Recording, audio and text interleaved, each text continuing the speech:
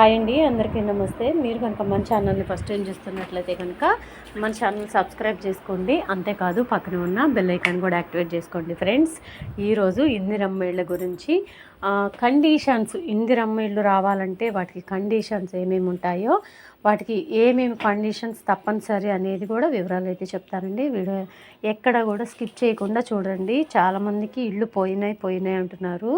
ఇప్పుడు నేను చెప్పే వాటిలో ఏదైనా ఉంటే కనుక మీ దగ్గర ఈ కులగణన సర్వేలో 75 క్వశ్చన్స్కి ఆన్సర్ మీ దగ్గర నుంచి తీసుకున్నారు కదండి. వాటిల్లో పర్టికులర్గా కొన్ని ఉంటే మాత్రం మీ దగ్గర మీకైతే ఇల్లు తప్పనిసరిగా రానట్లేనండి. ముందుగా ఏవేవి కండిషన్స్ ఇంపార్టెంట్ అనేది కూడా నేను చెప్తానండి. ముందుగా ఏమంటే, మీ ఇంటికి కరెంటు బిల్లు ఎంత వస్తుంది, రేషన్ కార్డు ఉందా లేదా, కారు ఉందా లేదా, ద్విచక్ర వాహనం, ఫ్రిడ్జు, ఏసీ, వాషింగ్ మిషన్ ఉందా లేదా, ఎంతమంది పనిచేసేవారు ఉన్నారు, నెలసరి ఆదాయం ఎంత, ఇంతకుముందు ఏదైనా గవర్నమెంట్ నుంచి లబ్ధి పొందారా లేదా, గత ప్రభుత్వంలో ఇళ్ల లబ్ధి ఏదైనా పొందారా. వీటి మీద క్షేత్రస్థాయిలో పరిశీలన అయిపోయిన తర్వాతనే beneficiary list, last list release చేస్తారండి. ఇప్పటికైతే ప్రస్తుతానికి మనకి స్టేటస్లో కనిపించేది అంటే సెలెక్ట్ అయిన వాళ్ళల్లో నుంచి మళ్ళీ గ్రేడింగ్ అవుతున్నాయి. గ్రేడింగ్ చేసేటప్పుడు కొంతమంది పేర్లు అయితే ఎగిరిపోతున్నాయి. అందులోనూ సర్వేయర్ పేర్లు, ఫోన్ నెంబర్ ముందు తీసేసి తర్వాత బెనిఫిషరీ నేమ్ డిలీట్ చేసేస్తారు.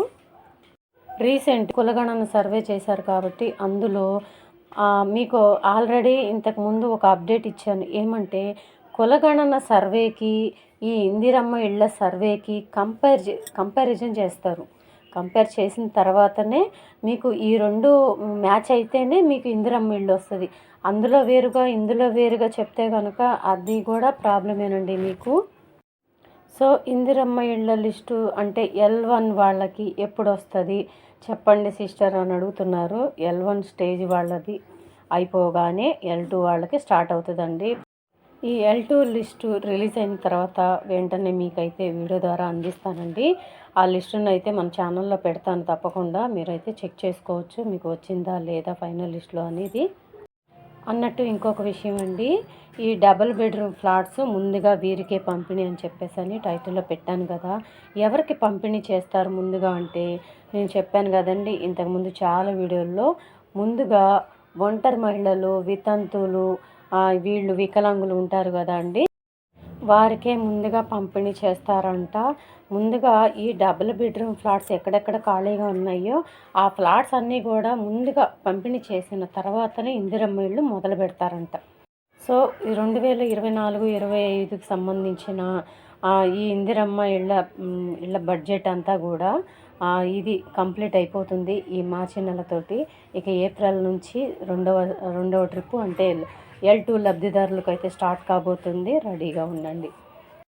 సో ఇదండి ఈరోజు వీడియో కనుక నచ్చినట్లయితే మీ ఫ్రెండ్స్లో, ఫ్యామిలీ మెంబర్స్లో దయచేసి అందరికీ షేర్ చేయండి. అన్నట్టు ఇంకొక విషయం చెప్పాలండి, నేను మీకు ఇందిరమ్మ ఇళ్ళ యాప్లో స్టేటస్లో సర్వేయర్ ఫోన్ నెంబర్ ఇంకా సర్వేయర్ పేరు కనుక కనిపించకపోయిన తర్వాత మీరు కనుక గ్రీవెన్స్లో కంప్లైంట్ ఇచ్చిన వాళ్ళందరికీ కూడా L3 వస్తుందండి.